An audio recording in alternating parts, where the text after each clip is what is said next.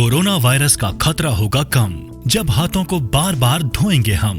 साथियों, जब आपके हाथ गंदे हों, खांसने और छींकने के बाद, किसी भी सतह या वस्तु को छूने के बाद, शौचालय के इस्तेमाल के बाद, खाना बनाने, परोसने, खाने से पहले और खाना खाने के बाद अपने हाथों को 20 सेकंड तक साबुन और पानी से अच्छी तरह धोएं। पानी को बर्बाद ना करें। हाथों को साबुन से मलते समय पानी का नल बंद रखें। हाथ धोते समय आप हाथ धोने के चरणों का पालन करें। पहले हथेली से हथेली, फिर हथेलियों के पीछे, अंगुलियों के बीच में, अंगुलियों के पीछे, अंगूठे के तले पर और आखिर में अंगुली के नाखूनों को अच्छी तरह धोएं। यदि किसी को खांसी, बुखार या सांस लेने में तकलीफ जैसे लक्षण हैं या अधिक जानकारी चाहिए तो अपने नजदीकी सरकारी अस्पताल या सरकार के टोल फ्री नंबर 104 या 1075 पर संपर्क करें। बिहार सरकार और यूनिसेफ द्वारा जनहित में जारी।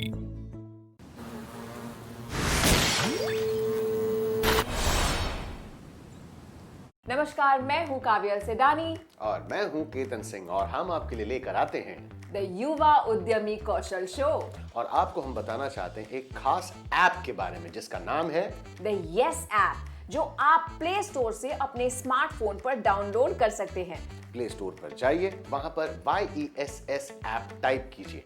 जैसे वो आपको दिखाई दे, इंस्टॉल कीजिए और ऐप आपके फोन में होगा। और इसके फायदे क्या क्या हैं? बहुत सारे फायदे हैं केतन।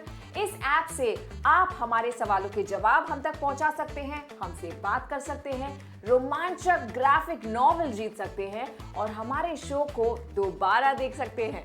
ये सारी चीजें एक ऐप में बंद है जिसका नाम है यस ऐप YESS। आज ही डाउनलोड करें प्ले स्टोर से और हमारे साथ बने रहें। मैं हूं केतन सिंह और मैं काव्या सेडानी।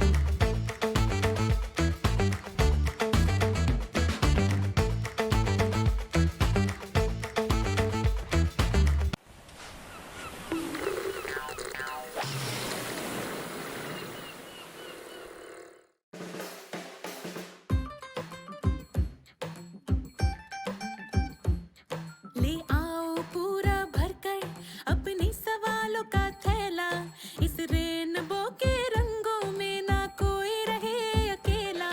अरे स्कूल तक भी जाने की चिंता को कहो बाय बाय, यूं घर में लगेगा भैया अब तो दुनिया भर का मेला। ये सारे अक्षरों का, नंबरों का क्या है झमेला, क्यों पोयम इतनी लंबी, होता क्यों है कड़वा करेला। अपनी कहानी जो जी चाहे वो लिखे, ओहो स्कूल टीवी से अब समझे और सीखे। सपनों के बादल में उड़ जाए, नॉलेज के जंगल में खो जाए। सपनों के बादल में उड़ जाए।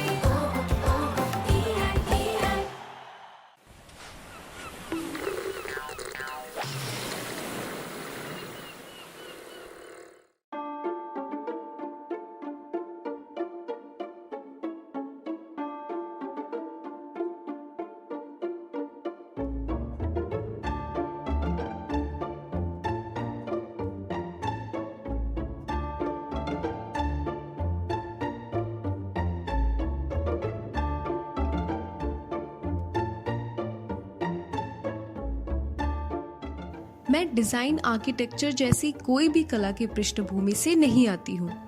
मैंने पहली बार औजार उठाकर कुछ बनाना शुरू किया जब मैं 35 वर्ष की थी।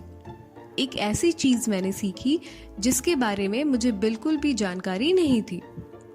मैं दिल्ली की एक ऐसी लड़की थी जिसने कभी अपने हाथों से दीवार में एक कील तक नहीं लगाई थी। हर एक काम करने के लिए हमेशा एक भैया हुआ करते थे। तो मैंने बचपन में कभी किसी समस्या का हल खुद से ढूंढा ही नहीं था। शायद इसीलिए मेरे लिए 35 की उम्र में एक औजार उठाकर खुद के लिए कुछ बनाना एक बहुत ही अच्छा अनुभव था। इंटरनेट पर देख लीजिए, महिलाओं के द्वारा चलाए जाने वाले उद्यम बहुत ही कम मिलेंगे आपको। और फिर आप पुरुष प्रधान समाज से कारपेंटरी या कंस्ट्रक्शन जैसे उद्यम की बात करेंगे तो इनमें तो महिलाएं आपको और भी कम मिलेंगी, क्योंकि इन क्षेत्रों में महिलाओं से काम करने की अपेक्षा बिल्कुल ही नहीं की जाती। यह मेरे पूजा घर जैसा है, मेरी ध्यान करने की जगह है। मुझे यहाँ शांति मिलती है। मेरी जिंदगी में कुछ भी चल रहा हो, मैं सब भूल जाती हूँ जब मैं यहाँ आती हूँ। एक महिला होने के नाते मेरे लिए वुड वर्किंग एक रोमांचकारी अनुभव है, क्योंकि जो चीजें मैं बनाती हूँ वे दूसरे लोगों से अलग होती हैं। सबसे पहले मैं बालों को बांध लेती हूँ। थोड़ी देर में ही हम पता करेंगे कि यह सारी पेंसिलें हमें क्यों चाहिए होती हैं। आपने देखा होगा कि हर एक कारपेंटर के कान में एक पेंसिल लटकी होती है। हम पता करेंगे कि यह क्यों होती है। क्योंकि मेरे कान में यह पेंसिल फिट नहीं होती, मैं इनको अपने बालों में लगा लूंगी। दूसरी बात है कि मैं एक औरत हूँ। जाहिर सी बात है, मुझ में एक एहसास है कि इस बात का मेरे नाखून हमेशा गंदे हो जाते हैं। हम हमेशा पेंट और पॉलिश जैसी चीजों के साथ काम करते हैं जो हमारे नाखूनों में घुस जाते हैं, चाहे कुछ भी करो, और मैं इसे साफ नहीं कर पाती हूँ। तो फिर काले नाखून दुनिया की सारी समस्याओं का समाधान। तो यह जैसे कि दो झटके साथ में लगने वाली बात थी। मुझे एहसास था कि मैं कुछ ऐसा करने जा रही हूँ जिससे मैं असफल हो सकती हूँ और बार बार असफल हो सकती हूँ, पर मुझे यकीन था कि मैं कभी पराजित नहीं हो सकती। एक बच्चे के लिए असफलता ऐसे लग सकती है जैसे सब कुछ खत्म हो गया हो, पर मैं जिंदगी में इतनी बार असफल रह चुकी हूँ, फिर भी आगे बढ़ती रही हूँ। हाल ही में मेरे दोस्त ने कहा कि तुम अटूट हो, और इसने मुझे किसी और प्रशंसा की तुलना में बेहतर महसूस कराया। असफलता और चुनौतियों का सामना करना और उन पर विजय पाना मेरे जीवन का तरीका ही बन गया, और ऐसे ही मेरा आत्मविश्वास बढ़ता गया और दृढ़ हो गया जैसे मैं आज हूँ। मैं एक ऐसी माहौल में पली बढ़ी जहाँ टीवी या कोई भी और ऐसा मनोरंजन का साधन नहीं था, इसलिए मैं ढेर सारी किताबें पढ़ती थी। मैं 10 साल की थी जब मैं किताब पढ़ी। यह तब की बात है जब महिला सशक्तिकरण जैसे शब्द सुने भी नहीं थे, जिसकी शुरुआत होने में करीब 20 साल लग गए। पर मुझे पहली बार एहसास हुआ कि मुझे अपने लिए कुछ करना है। समझना है कि इसमें चुनौतियां आएंगी, असफलता भी आएगी, क्योंकि इस कहानी की नायिका एक सुंदर, आकर्षक, सशक्त, बुद्धिमान महिला थी। वह हमेशा असफल ही होती रही, पर उसने उस हर एक असफलता को चुनौती के रूप में देखा, उनको एक चुनौती बनाया जिसको कि उसे पार करना ही है। डीपीएस से मैं दिल्ली यूनिवर्सिटी गई फिजिक्स से स्नातक करने के लिए, क्योंकि मुझे विज्ञान में बहुत रुचि थी और अभी भी है। जब मैं लकड़ी के साथ काम करती हूँ तो उसको एक चीज की तरह देखती हूँ जो जीवित है और सांस ले रही है। तो इसी तरह मैंने फैमिली के दबाव से डिग्री खत्म कर ली, और उसी समय मुझे एक बहुत अच्छा मौका मिला। सिंगापुर जाकर हर एक अच्छे हिंदुस्तानी विद्यार्थी की तरह कंप्यूटर साइंस सीखने का मौका मिल गया। पर मेरा सोचने का तरीका वही था जो मुझे सोने नहीं देता था। मैं नहाते हुए भी कोडिंग के बारे में ही सोचती रहती थी, क्योंकि वो एक ऐसी समस्या थी जिसको सुलझाना जरूरी था। यही तो साइंस का मतलब है, समस्या को सुलझाना। और समस्या को सुलझाने की कल्पना ही मुझे बहुत अच्छी लगती है। लकड़ी का काम भी इसी तरह है। मैं जितनी बार चाहे असफल हो जाऊं, पर मुझे अब पक्का पता है कि मुझे चाहिए क्या। बस एक समस्या को सुलझाना है। तो आज हम शुरुआत करेंगे सबसे पहले लकड़ी को समझकर, और जब मैं आपको सिखा रही हूँ हमारे साथ है ज्योति, और मुझे उम्मीद है कि ज्योति आज मुझसे कुछ सीखेगी। ज्योति, तुम अपने हाथ ऐसे करके दिखाओ। इसकी हाथों में 10 उंगलियां हैं। है ना? यह मेरा वादा है कि वह पूरी 10 की 10 उंगलियां लेकर वापस जाएगी अगर उसने मेरी सारे निर्देशों का पालन किया तो। इसका हमें ध्यान रखना ही पड़ेगा। जिन औजारों के साथ हम काम कर रहे हैं वह बहुत ही पावरफुल औजार हैं। अगर आपको उनको आराम से चलाओगे तो वह भी आपका ख्याल रखेंगे, नहीं तो नेल पॉलिश लगाने के लिए कुछ उंगलियां कम पड़ जाएंगी। ध्यान रखें कि आपके बाल और कपड़े ढीले ना हो। कोई भी ऐसी चीज ना पहने जो मशीनों में अटक जाए। पुराने कपड़े पहनो और एप्रन भी पहनना अच्छा होगा। इस काम को करते हुए बहुत बुरादा उड़ेगा और फिर पॉलिश और पेंट भी उड़ेगा। बुरादे से बचने के लिए मास्क भी पहनना जरूरी है। हम यहाँ पर बहुत सारे धूल को इनहेल करते हैं और उसको कम करने के लिए आप ये पहन सकते हैं। चूंकि मैं इस वर्कशॉप में 365 दिन काम करती हूँ इसलिए मैं ये पहनती हूँ, पर इसलिए कि आज मेरी आवाज आप तक पहुँच जाए मैं यह नहीं पहनूंगी, पर मैं हमेशा यही पहनती हूँ। और अगर आप इस काम को व्यावसायिक रूप से करना चाहते हैं तो आपको भी यह पहनना जरूरी है। एक और चीज, आपने देखा होगा कि लकड़ी को कटते हुए बहुत बुरादा और छोटे छोटे टुकड़े उड़ते हैं और आपकी आंखों में जा सकते हैं। इसलिए हम दोनों आज ये चश्मे पहनेंगे। यह बहुत सस्ते हैं। लकड़ी को समझने के लिए एक बहुत सीधा तरीका है कि उसकी कटाई को देखो।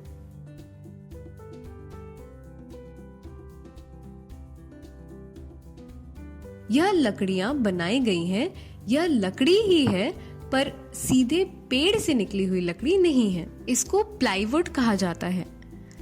तो यह अभियांत्रिक तरीके से बनाई गई सबसे मजबूत लकड़ी है क्योंकि इसकी परतें एक दूसरे से सीधी जोड़ी जाती हैं और इस वजह से यह बहुत मजबूत लकड़ी बन जाती है। लकड़ी जिंदा चीज है और वह हमेशा जिंदा ही रहती है। इसको नुकसान पहुंचाने वाली दो चीजें हैं, एक होता है पानी और एक होता है दीमक। इसे इन चीजों से प्रतिरोधक बनाया जाता है। हालांकि प्लाईवुड मजबूत होने के बावजूद एक लचीला लकड़ी होता है। सोचो कि आप एक किताबों की शेल्फ बना रहे हैं और बीच में एक लंबी लकड़ी लगी हुई है। अगर आपने उसको अच्छी तरह से सपोर्ट नहीं दिया तो किताबों की वजन से वह लकड़ी झुकने लगेगी। इसलिए अगर आप उस तरह की कोई शेल्फ बनानी है तो हम उसके लिए ब्लॉकवुड का उपयोग करेंगे। यह प्लाईवुड की दो पत्तियां हैं जिनके बीच में छोटे छोटे टुकड़े लगे हुए हैं। इनकी वजह से यह लकड़ी बहुत मजबूत बन जाती है क्योंकि यह टुकड़े मुड़ने वाले नहीं हैं। इसको भी जोड़कर बनाया गया है उसी तरह जिस तरह प्लाईवुड बनाया जाता है। पर यह अंतर देख रही हो? सोचो कि अगर मैं इस गैप के अंदर कोई कील या स्क्रू लगा दूं तो यह पकड़ेगा नहीं। इसका मतलब यह है कि मैं इसका उपयोग नहीं कर पाऊंगी। अगर मुझे कई सारे टुकड़े जोड़ने हो, यह उन चीजों के लिए अच्छा है जैसे कि सपाट टेबल हो या सीधा बुक शेल्फ हो गया। और फिर यह वह लकड़ी है जिसके साथ काम करना मुझे बहुत पसंद है। इसके साथ काम करना आसान नहीं है। यह प्राकृतिक लकड़ी है और आपको इन रिंग को देखकर ही पता चल सकता है, या आप इस लकड़ी की उम्र भी बता सकते हैं। पेड़ जितना पुराना होगा यह रिंग उतनी ही घनी होगी और लकड़ी भी उतनी ज्यादा कठोर होता जाएगा। यह सागौन की लकड़ी है। वैसे 40,000 से भी ज्यादा प्रकार की लकड़ियां होती हैं इस पूरी दुनिया में। और जब भी हम कुछ ऐसी चीजें बनाएंगे जैसे कुर्सी या टेबल के पैर जिसमें लकड़ी की मजबूती मायने रखती है, तब हम प्राकृतिक लकड़ी का उपयोग करेंगे। तो जब लकड़ी हमारे पास आती है तो ऐसे दिखती है। जब इसको कई तरह की प्रक्रियाओं से तराशा जाएगा जो आज हम सीखने वाले हैं, तब यह कुछ इस तरह से दिखने लगेगी। इसमें लकड़ी की सुंदरता उभर कर आती है। इस आकार को कैथेड्रल शेप कहा जाता है। तो तुम जब काम शुरू करोगी तो लकड़ी ऐसे दिखेगी और जब खत्म करोगे तब ऐसे दिखेगा। और इसके बीच में बहुत सारी मेहनत करनी पड़ेगी। तो क्या तुम तैयार हो इसके लिए? चलो फिर शुरू करते हैं। तो यह दो लकड़ियां करीब करीब एक जैसे साइज की हैं, है ना? तो एक दाहिने हाथ में और एक बाएं हाथ में पकड़ो और उठाओ। है ना बहुत अंतर वजन में?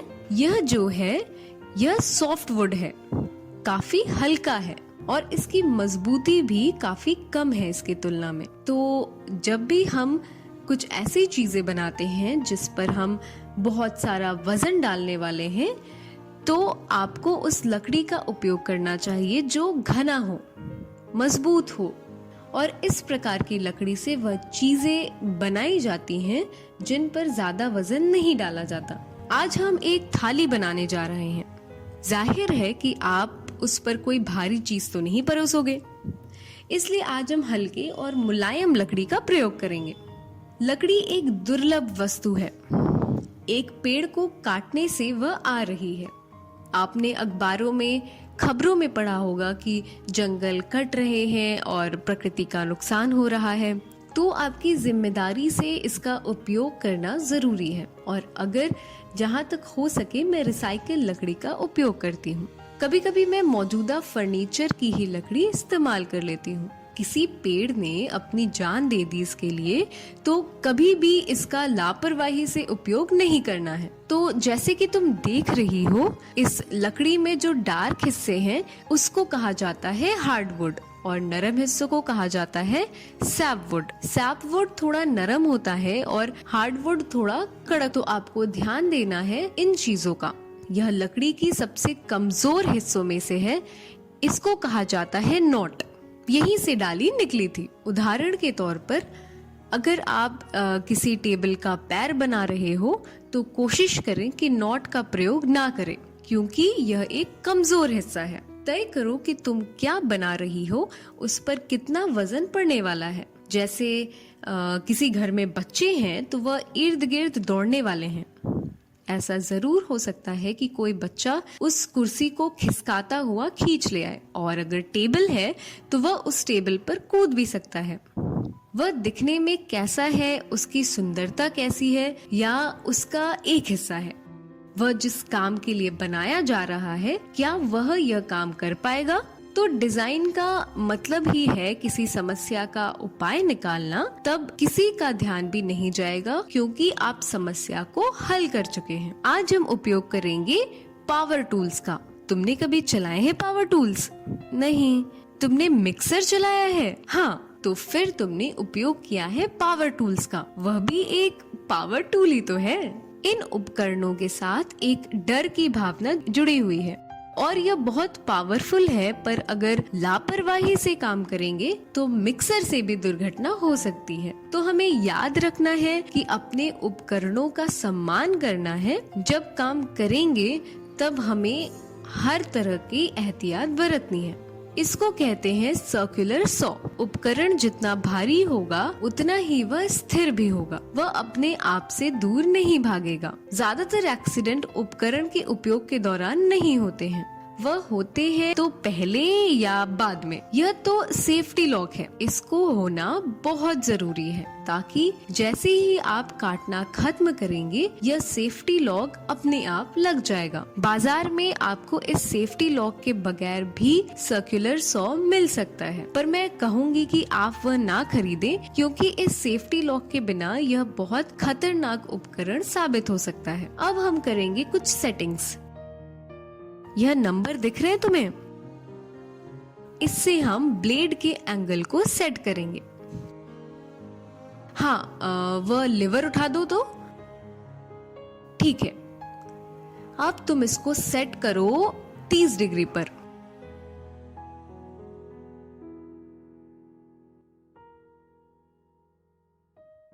लाइंस जुड़ गई हैं? बहुत अच्छा। अब यह 30 डिग्री पर सेट हो गया। अब यह 30 डिग्री एंगल से लकड़ी को काटेगा। कटाई कई तरीके की होती है। एक तो सीधी कटाई और एक जो वह है बेवल कट। आप जिस भी एंगल में इसको सेट करो, यह उसी एंगल से लकड़ी को बेवल कट में काटेगा। यह बेवल कट कई जगह इस्तेमाल किया जाता है, जैसे कि टेबल या स्टूल के कोनों में, क्योंकि इससे एक बहुत सुंदर आकार आता है। पर यह जो लिवर दिख रहा है पीछे, यह है ब्लेड की गहराई को सेट करने के लिए। अब यह जो ब्लेड है यह हिलता नहीं है, यह बेस प्लेट झुकती है। यह लीवर उठाओ और बेस प्लेट को ऊपर नीचे करो।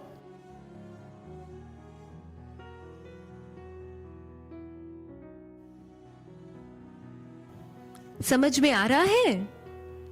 अगर हम इसको पूरा ऊपर तक खींच कर लाएं तो दिख रहा है कि कितना ब्लेड खुल गया है। इतनी गहराई तक लकड़ी कटेगी और यदि आप इसे नीचे ले जाएंगे तो बस इतना ही लकड़ी काट पाएगी।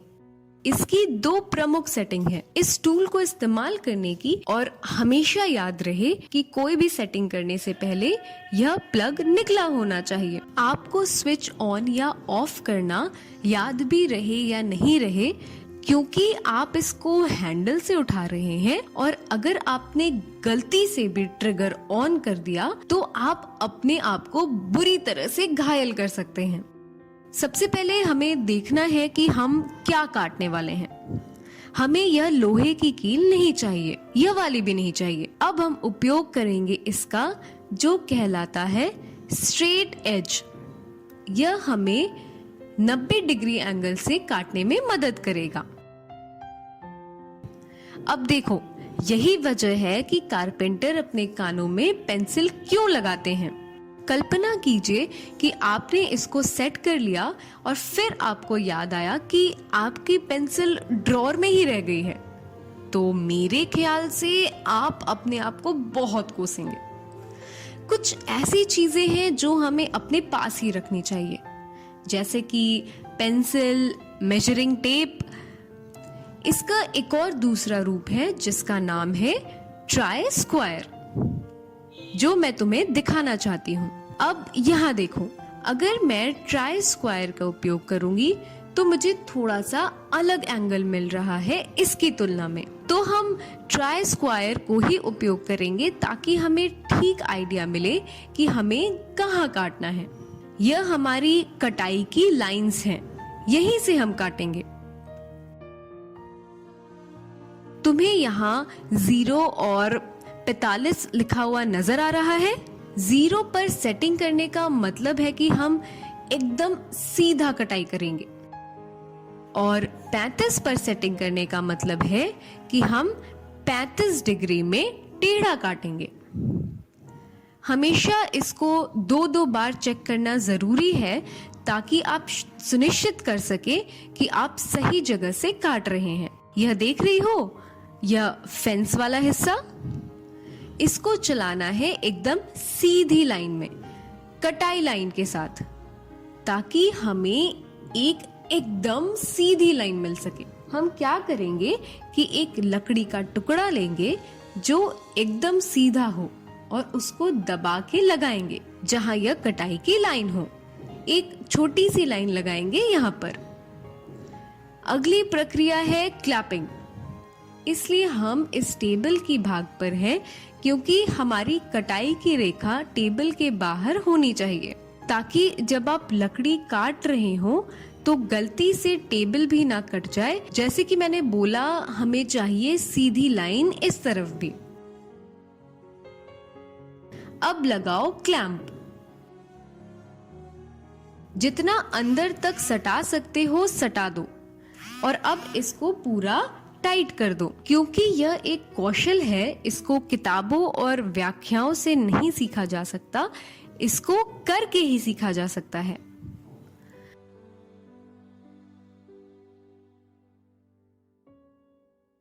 अगर आप कुछ ऐसा करने जा रहे हो जो दुनिया की रीतियों से हटकर है, तो आपको पता होना जरूरी है कि आप यह क्यों कर रहे हो।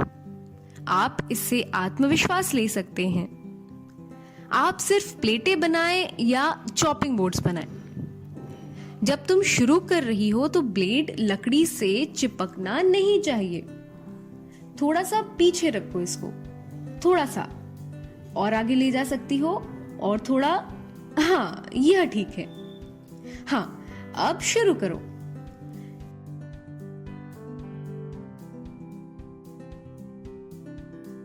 जैसे ही काटना खत्म हो जाए इसको ऊपर उठाना अच्छा है, क्योंकि तुम्हारे ट्रिगर छोड़ने के बाद भी यह ब्लेड घूमता रहेगा कुछ सेकंड के लिए।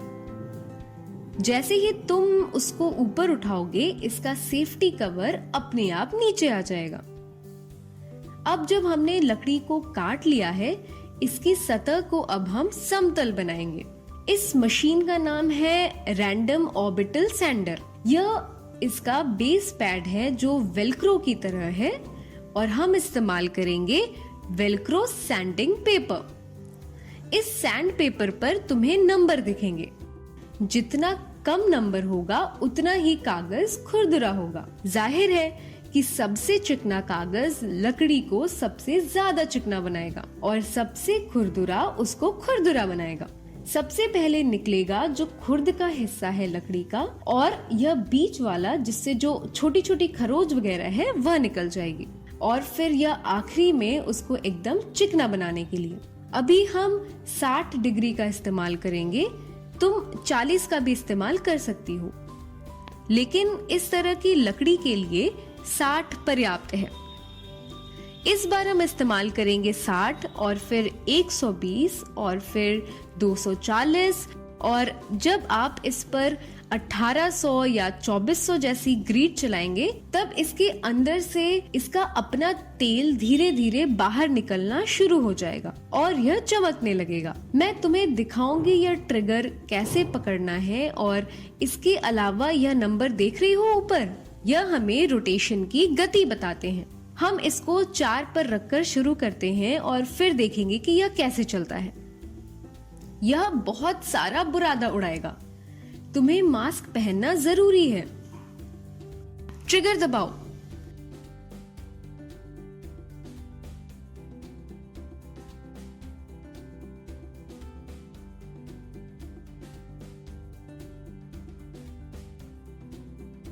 यह हिस्सा इस हिस्से से ज्यादा चिकना नजर आ रहा है ना? देख रही हो जो पेंसिल से हमने रेखा बनाई थी वह भी जा चुकी है। यह हिस्सा हमने अभी करा नहीं है और यह वाला कर चुके हैं, और यह है वह हिस्सा जिसको हमने 600 की ग्रीड से घिसा है। यह स्पर्श करके देखो कितना चिकना हो गया है। तुम देख सकती हो कि यह अपने आप चमक रहा है। जितना ज्यादा नंबर का ग्रीड हम उपयोग करेंगे उतनी ही इसकी चिकनाई बढ़ती जाएगी। अब हम एक जिगसॉ नाम के उपकरण का उपयोग करेंगे जिससे कि इससे हम कुछ घुमावदार आकार बनाएंगे। इसमें एक बहुत ही पतला ब्लेड लगा हुआ है और यह ऊपर नीचे की गति को काटता है। कुछ मशीन में यहाँ पर सेटिंग के नंबर लिखे हुए मिलेंगे गति को डिसाइड करने के लिए, और कुछ मशीनों में ट्रिगर पर डाला हुआ दबाव इसकी गति को कायम करेगा। इस बार हम इसको मीडियम पर ही रखेंगे क्योंकि यह नर्म लकड़ी है और इसको ज्यादा ताकत की जरूरत नहीं है। अब हम इसको उल्टा करेंगे और नीचे से काटेंगे ताकि आगे की तरफ साफ सुथरा दिखे, और अगर कोई टुकड़ा निकल भी जाए तो वह पीछे की तरफ होगा। हम यहाँ पर एक ट्रेसिंग लाइन बनाएंगे, फिर नीचे दबा के आगे बढ़ेंगे।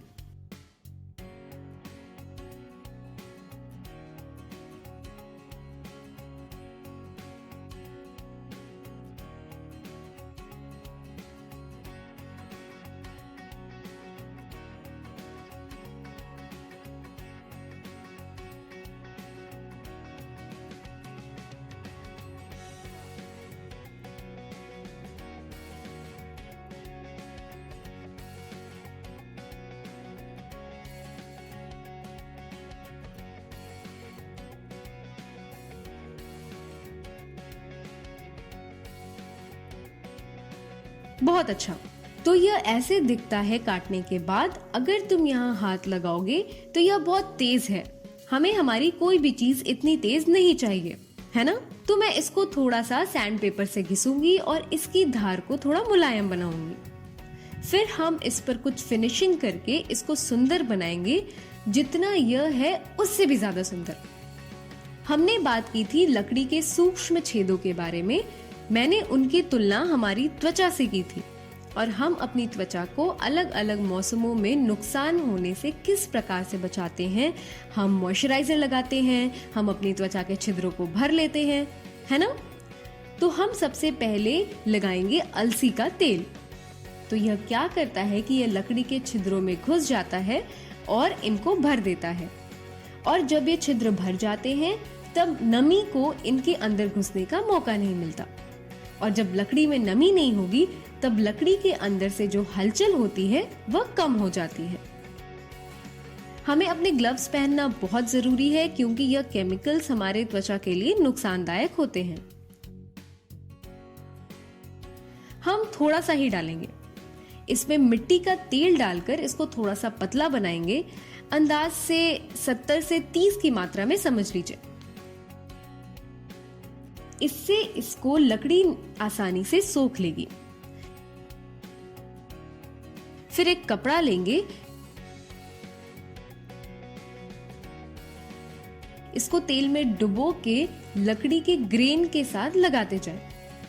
तुम देख रही हो ना कितनी जल्दी लकड़ी इसको सोख ले रही है।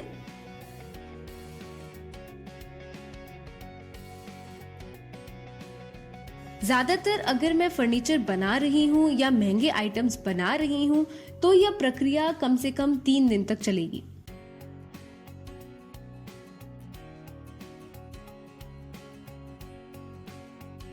दो से 3 दिन तक। अलसी का तेल लगाने के बाद इसको कड़ी धूप में सुखाया जाता है। इस प्रक्रिया का एक हिस्सा है सूखना और फिर दूसरा हिस्सा है फिर इसको परिपक्व होना, धूप में कम से कम 24 घंटे। सबसे महत्वपूर्ण है आपको देखना कि एक बार जब तेल लकड़ी में सोखना बंद हो गया तो एक साफ कपड़ा लेकर बचा हुआ तेल लकड़ी से पूरी तरह से हटा देना है। यह बहुत ज्यादा जरूरी है। जैसे मैंने कहा, यह लकड़ी को बहुत मजबूत बनाता है। यह लकड़ी को एक तरह से नमी और दीमक से अभेद्य बना देता है। अलसी का तेल क्रिकेट के बैट पर बहुत लगाया जाता है उनको मजबूत बनाने के लिए, और हम इसको भी धूप में रखेंगे 1-2 घंटे के लिए।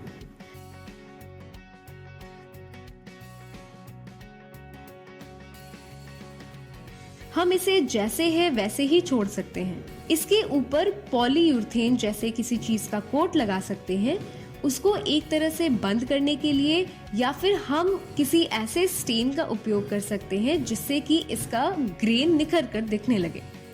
स्टेन के अलग अलग रंग मौजूद हैं। हम वॉलनट रंग का स्टेन का इस्तेमाल करेंगे।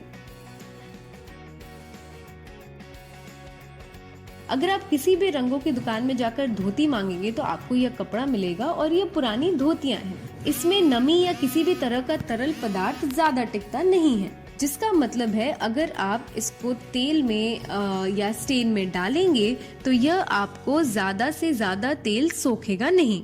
यह बहुत जरूरी नहीं तो यह आपको लकड़ी पर धब्बे या अनचाही लाइन दे सकता है। अब मैं इसको स्टेन में डुबा इसके ऊपर लगा रही हूँ।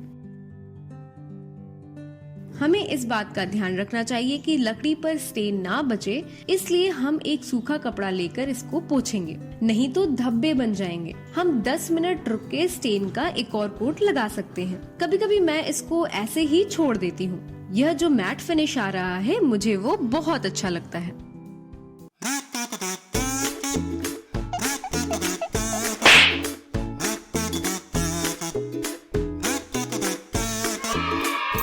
हाय स्टूडेंट्स, मेरा नाम है रेडियो का रोहन। हाय एवरीवन, मैं हूँ स्मृति। और हम लोग बहुत ज्यादा एक्साइटेड हैं क्योंकि हम जल्द ही ला रहे हैं आपके लिए टीवी पर एक नया शो, एंटरप्रेन्योर्स के एडवेंचर की कहानियां, यानी उद्यमी बनने की रोमांचक कहानियां। इसके लिए जरूरी है कि आपके पास ये बुक हो जिसे आप हमारे साथ पढ़ सकें और सारे रोमांचक चैलेंजेस एंड प्रोजेक्ट्स कंप्लीट करके हमें भेज सकें। तो अगर आप ग्रेड 9 यानी कि क्लास 9 में हैं, तो इस नंबर पर व्हाट्सएप या कॉल करें एंड मेक श्योर कि आपके पास ये बुक जरूर हो। वैसे अगर आप क्लास 8 में हैं, तब भी आप जरूर पार्टिसिपेट कर सकते हैं। तो जल्दी जल्दी इस बुक का इंतजाम करिए और हमसे मिलिए। तो आज ही कॉल करें और बने एक रोमांचक उद्यमी यानी कि एडवेंचरर एंटरप्रेन्योर। दोस्तों, मेरा नाम है अनुपम अरुणाचलम। मैं एक चित्रकार हूँ और एक लेखक भी। इसका मतलब मैं किताबें भी लिखता हूँ और इनमें बने हुए चित्र भी बनाता हूँ। तो मैं आज आया हूं आपके साथ कार्टून कैरेक्टर्स बनाएंगे आप मेरे साथ। आप में से कुछ लोग जरूर सोच रहे होंगे कि मुझे तो ड्राइंग नहीं आती, मैं कैसे बनाऊंगा कार्टून कैरेक्टर। मैं आपको कहता हूं एक चांस देके देखिए। मैं आपको सिखाऊंगा कि कैसे बहुत सरलता से हम ना ही एक या दो पर कई सारे कार्टून कैरेक्टर बनाना सीख सकते हैं। चलिए तो आप लाइए एक पेपर, एक पेंसिल और एक रबड़ या इरेजर। आइए बनाते हैं अपना पहला कार्टून। देखिए हम जो कार्टून बनाने जा रहे हैं वो कुछ ऐसा ही दिखेगा, ठीक है, पर हम ये फिर से बनाने जा रहे हैं और आप मेरे साथ अगर चलेंगे तो बनाने में काफ़ी आसानी होगी। तो हम शुरू करेंगे इनके नाक से। याद रखिएगा कि पहले आप जो बना रहे हैं तो हल्का बनाएं। अपने पेंसिल को लेके बिल्कुल हल्के से चलाएं पेपर पे, और उसके बाद जब आप खुश हो जाएं उसके आकार से, जो शेप बना रहे हैं आप, उसके बाद उसे डार्क कर दें। तो नाक जहाँ पे आपका ख़त्म हो रहा है उसके एक साइड पे एक बिंदु बनाएंगे, दूसरे साइड पे दूसरा। बन गए आपके आंखें। आंखों के ऊपर क्या होते हैं? आईब्राउज, जिन्हें कहते हैं भौहें। तो आप आईब्राउज बना दीजिए ऐसे। ये सज्जन काफ़ी मुस्कुरा रहे हैं तो हम इनका मुस्कुराता हुआ मुंह बनाएंगे, ठीक है। अब मुंह बन गया तो अगला क्या आया? कान। अब आंखों के ही लेवल पे, मतलब आंखों के लेवल पे ख़त्म होते हुए यहाँ पे ऐसे कान बना दीजिए, ठीक है। कान जब हो गया तो आप गर्दन बनाएंगे। गर्दन का पिछला हिस्सा आएगा कान से ऐसे सीधा नीचे, और यहाँ सामने आएगा जबड़ा। नाक के नीचे से ऐसे जबड़ा बनाइए और उसके नीचे से गर्दन। अब इनके बाल आप देख रहे हैं काफ़ी घुंघराले से हैं, तो आपको ज़्यादा कष्ट नहीं करना है, बस ऐसे ऐसे ऐसे बनाते जाइए उनके कान के पीछे से सर के ऊपर, और बस। अब ये देखिएगा कि बिल्कुल भौहों के ऊपर तक ना ले जाएं, थोड़ा माथा भी आने दीजिए, थोड़ा इधर भी बना दीजिए बाल। तो आपने देखा कितना आसान था एक कार्टून बनाना। ठीक है, आपसे ढंग से ये बनाना हो तो भी कोई बात नहीं, हम दूसरा बनाने जा रहे हैं। आइए दूसरा कार्टून देखते हैं। हमारे अगले पात्र हैं ये गुस्से वाले अंकल। इनकी नाक अगर आप देखेंगे तो ये थोड़ा सा कॉम्प्लिकेटेड है। नीचे आते हुए भी मुड़ता है, ऊपर जाते हुए भी थोड़ा मुड़ता है, और फिर एक और बार मुड़ता है। अगर पहली बारी में ठीक ना बने तो आप मिटा के फिर से बना सकते हैं। हमने रबड़ इसीलिए तो रखी है। अच्छा, अब बनाइए इनके आंखें। अभी तक तो ये गुस्से वाले नहीं लग रहे। इन्हें गुस्सा कैसे दिलाएं? उनकी जो आईब्राउज हैं उन्हें ऐसे नीचे की तरफ बना के, ठीक है। और आप देख रहे हैं कि उनकी आंखों के नीचे एक झुर्री भी है। इनके नाक के नीचे क्या है? मूछे। तो बना दीजिए 5 लाइन लेकर इनकी बड़ी बड़ी मूछें, और मुंह भी बनाने की जरूरत नहीं है क्योंकि मुंह तो इनके मूछों से ढका हुआ है। अब इनका कान बनाएंगे। कान बनाएंगे थोड़ा दूर, ये बन गया इनका कान। और अब हम बनाएंगे इनका बड़ा टकला सर। ये बन गया इनका सर, और इनके थोड़े से बाल हैं यहाँ पे मूछों की तरह तो ये वो बन गया। गला भी बन गया इनका, जबड़ा भी बन गया, और गले का आगे वाला हिस्सा भी। आप देख रहे हैं कि ये वाले कार्टून जो हैं ये काफ़ी गुस्से में हैं और उनको किसी वजह से निराश हो गए हैं ये। अच्छा, अब हम इन्हीं का अगर कार्टून लें और इनमें थोड़े से जो इनकी विशेषताएं हैं ये बदल के क्या हम दूसरा कार्टून बना सकते हैं? चलिए देखते हैं। तो इनके गुस्से वाले भौहें हम मिटा देते हैं, इनकी झुर्री भी मिटा देते हैं, इनके मूंछों के नीचे थोड़ी सी मुस्कुराहट दे देते हैं, थोड़े से पतले पतले भौहें दे देते हैं, और इनके 2 बड़े बड़े चश्मों के लेंस बना देते हैं। लगता है इन्हें थोड़ी सी ठंड लग रही है तो इन्हें एक शॉल भी दे देते हैं हम। और ये क्या बन गए? थोड़े से हमारे गांधी जी से ऐसे नहीं लग रहे? तो आपने देखा कि थोड़े से अगर हम फीचर्स बदल दें किसी भी कार्टून का, हम उसी कार्टून से दूसरा कार्टून बदल सकते हैं। इतना ही नहीं, हम इनके जो एक्सप्रेशंस हैं, भाव हैं, वो भी बिल्कुल बदल सकते हैं। तो ये मैंने आपको 1 या 2 या 3 कार्टून बनाना नहीं सिखाया है, मैंने आपको सिखाया है कि कई सारे कार्टून कैसे बदल बदल के बनाए जाएं। चलिए, अब मैं आपके लिए कई सारे कार्टून बनाऊंगा, आप देखिए आराम से, और बाद में आप इनकी मदद से अपने बहुत सारे कार्टून बना सकते हैं।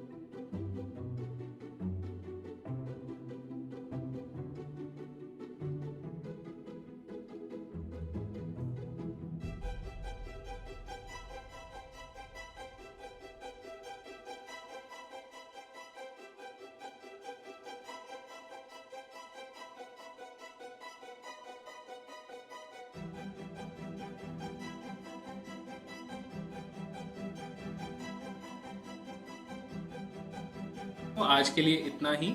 उम्मीद है आपको मजा आया होगा। आपने देखा कि कैसे हमने एक तकनीक के साथ इतने सारे चेहरे बना लिए, है ना?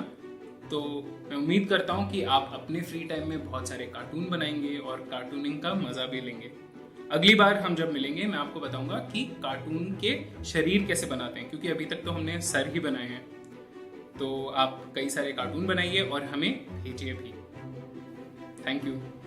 आप सभी बच्चों से यह अनुरोध है कि आप भी इस प्रतियोगिता में हिस्सा लीजिए और अपनी एंट्रीज को हमारे पास भेजिए। आप अपनी एंट्रीज हमें 3 तरीकों से पहुंचा सकते हैं। पहला, व्हाट्सएप द्वारा इस नंबर पर भेज सकते हैं। नंबर है 9321961744 9321961744। दूसरा, आप हमें ईमेल भी कर सकते हैं इस मेल आईडी पे BEPCDPROGRAM@gmail.com, या आप हमें डाक के माध्यम से भी अपनी एंट्रीज भेज सकते हैं इस पते पर। गुणवत्ता संभाग, बिहार शिक्षा परियोजना परिषद, शिक्षा भवन, राष्ट्रभाषा परिषद परिसर, सैदपुर, राजेंद्र नगर, पटना 800004। बच्चों, आपको अपनी एंट्रीज हमें इस प्रारूप में भेजनी है। सबसे पहले विद्यार्थी का नाम, फिर विद्यालय का नाम, उसके बाद कक्षा और एकदम अंत में जिला। इस तरह से लिखकर आप अपनी एंट्रीज हम तक पहुंचा सकते हैं। और याद रखें, आप हमें अपनी एंट्रीज आने वाले शुक्रवार शाम 6 बजे तक ही भेज सकते हैं। धन्यवाद। दोस्तों, मेरा नाम है अनुपम अरुणाचलम। मैं एक चित्रकार हूं और एक लेखक भी। इसका मतलब मैं किताबें भी लिखता हूं और इनमें बने हुए चित्र भी बनाता हूं। तो मैं आज आया हूं आपके साथ कार्टून कैरेक्टर्स बनाएंगे आप मेरे साथ। आप में से कुछ लोग जरूर सोच रहे होंगे कि मुझे तो ड्राइंग नहीं आती, मैं कैसे बनाऊंगा कार्टून कैरेक्टर। मैं आपको कहता हूं, एक चांस देके देखिए। मैं आपको सिखाऊंगा कि कैसे बहुत सरलता से हम ना ही 1 या 2 पर कई सारे कार्टून कैरेक्टर बनाना सीख सकते हैं। चलिए, तो आप लाइए एक पेपर, एक पेंसिल और एक रबड़ या इरेजर। आइए बनाते हैं अपना पहला कार्टून। देखिए, हम जो कार्टून बनाने जा रहे हैं वो कुछ ऐसा ही दिखेगा, ठीक है? पर हम ये फिर से बनाने जा रहे हैं और आप मेरे साथ अगर चलेंगे तो बनाने में काफ़ी आसानी होगी। तो हम शुरू करेंगे इनके नाक से। याद रखिएगा कि पहले आप जो बना रहे हैं तो हल्का बनाएं। अपने पेंसिल को लेके बिल्कुल हल्के से चलाएं पेपर पे, और उसके बाद जब आप खुश हो जाएं उसके आकार से, जो शेप बना रहे हैं आप, उसके बाद उसे डार्क कर दें। तो नाक जहाँ पे आपका खत्म हो रहा है उसके एक साइड पे एक बिंदु बनाएंगे, दूसरे साइड पे दूसरा। बन गए आपके आंखें। आंखों के ऊपर क्या होते हैं? आईब्राउज, जिन्हें कहते हैं भौहें। तो आप आईब्राउज बना दीजिए ऐसे। ये सज्जन काफ़ी मुस्कुरा रहे हैं तो हम इनका मुस्कुराता हुआ मुंह बनाएंगे, ठीक है? अब मुंह बन गया तो अगला क्या आया? कान। अब आंखों के ही लेवल पे, मतलब आंखों के लेवल पे खत्म होते हुए यहाँ पे ऐसे कान बना दीजिए, ठीक है? कान जब हो गया तो आप गर्दन बनाएंगे। गर्दन का पिछला हिस्सा आएगा कान से ऐसे सीधा नीचे, और यहाँ सामने आएगा जबड़ा। नाक के नीचे से ऐसे जबड़ा बनाइए और उसके नीचे से गर्दन। अब इनके बाल आप देख रहे हैं काफी घुंघराले से हैं, तो आपको ज्यादा कष्ट नहीं करना है, बस ऐसे ऐसे ऐसे बनाते जाइए उनके कान के पीछे से सर के ऊपर, और बस। अब ये देखिएगा कि बिल्कुल भौहों के ऊपर तक ना ले जाएं, थोड़ा माथा भी आने दीजिए, थोड़ा इधर भी बना दीजिए बाल। तो आपने देखा कितना आसान था एक कार्टून बनाना। ठीक है, आपसे ढंग से ये बनाना हो तो भी कोई बात नहीं, हम दूसरा बनाने जा रहे हैं। आइए दूसरा कार्टून देखते हैं। हमारे अगले पात्र हैं ये गुस्से वाले अंकल। इनकी नाक अगर आप देखेंगे तो ये थोड़ा सा कॉम्प्लिकेटेड है, नीचे आते हुए भी मुड़ता है ऊपर जाते हुए भी थोड़ा मुड़ता है और फिर एक और बार मुड़ता है। अगर पहली बारी में ठीक ना बने तो आप मिटा के फिर से बना सकते हैं। हमने रबड़ इसीलिए तो रखी है। अच्छा, अब बनाइए इनके आंखें। अभी तक तो ये गुस्से वाले नहीं लग रहे। इन्हें गुस्सा कैसे दिलाएं? उनकी जो आईब्राउज हैं उन्हें ऐसे नीचे की तरफ बना के, ठीक है। और आप देख रहे हैं कि उनकी आंखों के नीचे एक झुर्री भी है। इनके नाक के नीचे क्या है? मूछे। तो बना दीजिए 5 लाइन लेकर इनकी बड़ी बड़ी मूछें। और मुंह भी बनाने की जरूरत नहीं है क्योंकि मुंह तो इनके मूछों से ढका हुआ है। अब इनका कान बनाएंगे। कान बनाएंगे थोड़ा दूर। ये बन गया इनका कान। और अब हम बनाएंगे इनका बड़ा टकला सर। ये बन गया इनका सर। और इनके थोड़े से बाल हैं यहाँ पे मूछों की तरह तो ये वो बन गया। गला भी बन गया इनका, जबड़ा भी बन गया और गले का आगे वाला हिस्सा भी। आप देख रहे हैं कि ये वाले कार्टून जो हैं ये काफ़ी गुस्से में हैं और उनको किसी वजह से निराश हो गए हैं ये। अच्छा, अब हम इन्हीं का अगर कार्टून लें और इनमें थोड़े से जो इनकी विशेषताएं ये बदल के क्या हम दूसरा कार्टून बना सकते हैं? चलिए देखते हैं। तो इनके गुस्से वाले भौहें हम मिटा देते हैं। इनकी झुर्री भी मिटा देते हैं। इनके मूंछों के नीचे थोड़ी सी मुस्कुराहट दे देते हैं।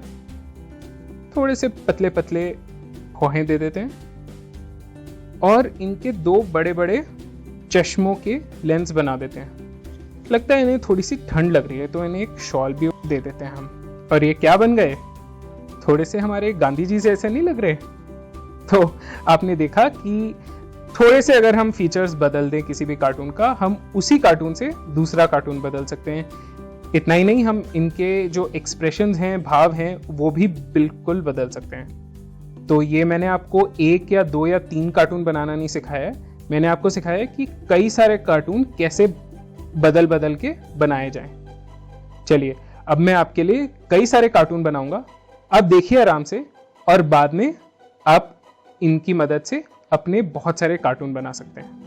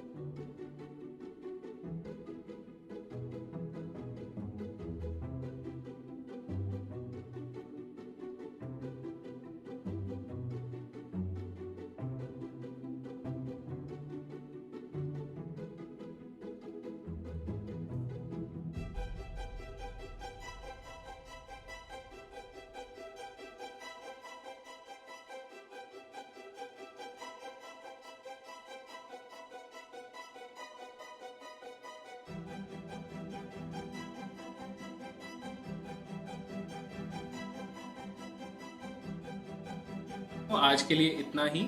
उम्मीद है आपको मजा आया होगा। आपने देखा कि कैसे हमने एक तकनीक के साथ इतने सारे चेहरे बना लिए, है ना? तो मैं उम्मीद करता हूँ कि आप अपने फ्री टाइम में बहुत सारे कार्टून बनाएंगे और कार्टूनिंग का मजा भी लेंगे। अगली बार हम जब मिलेंगे मैं आपको बताऊंगा कि कार्टून के शरीर कैसे बनाते हैं, क्योंकि अभी तक तो हमने सर ही बनाए हैं। तो आप कई सारे कार्टून बनाइए और हमें भेजिए भी। Thank you. आप सभी बच्चों से यह अनुरोध है कि आप भी इस प्रतियोगिता में हिस्सा लीजिए और अपनी एंट्रीज को हमारे पास भेजिए। आप अपनी एंट्रीज हमें 3 तरीकों से पहुंचा सकते हैं। पहला, व्हाट्सएप द्वारा इस नंबर पर भेज सकते हैं। नंबर है 9321961744 9321961744। दूसरा, आप हमें ईमेल भी कर सकते हैं इस मेल आईडी पे BEPCDDPROGRAM@gmail.com, या आप हमें डाक के माध्यम से भी अपनी एंट्रीज भेज सकते हैं इस पते पर। गुणवत्ता संभाग, बिहार शिक्षा परियोजना परिषद, शिक्षा भवन, राष्ट्रभाषा परिषद परिसर, सैदपुर, राजेंद्र नगर, पटना 800004। बच्चों, आपको अपनी एंट्रीज हमें इस प्रारूप में भेजनी है। सबसे पहले विद्यार्थी का नाम, फिर विद्यालय का नाम, उसके बाद कक्षा और एकदम अंत में जिला। इस तरह से लिखकर आप अपनी एंट्रीज हम तक पहुंचा सकते हैं। और याद रखें, आप हमें अपनी एंट्रीज आने वाले शुक्रवार शाम 6 बजे तक ही भेज सकते हैं। धन्यवाद।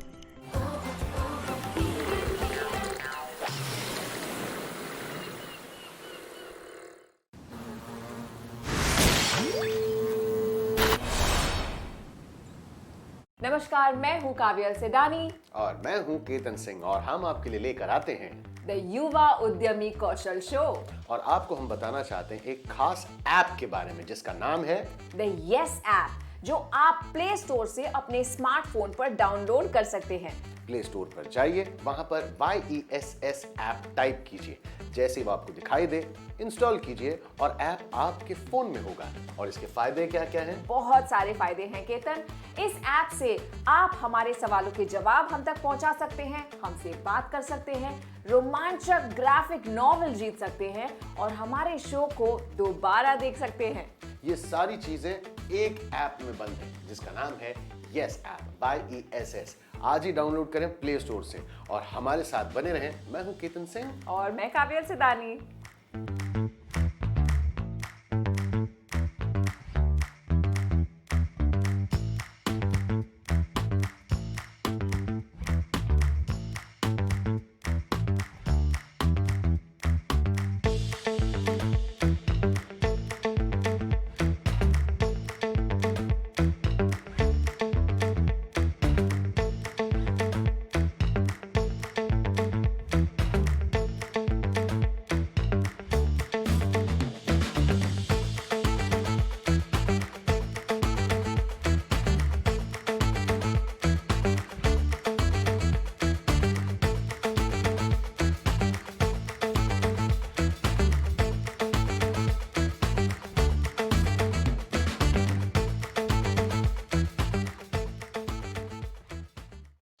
हाथों को मलमल के स्वच्छ करेंगे साबुन और साफ जल से। याद रखेंगे सुमन के एस, सीधे हाथ साबुन मल के, यू, उल्टे हाथ रगड़ रगड़ के। याद रखेंगे सुमन के। एम, मुट्ठी के ऊपर हाथ फिरा के, ए, अंगूठे के ऊपर गोल घुमा के। याद रखेंगे सुमन के।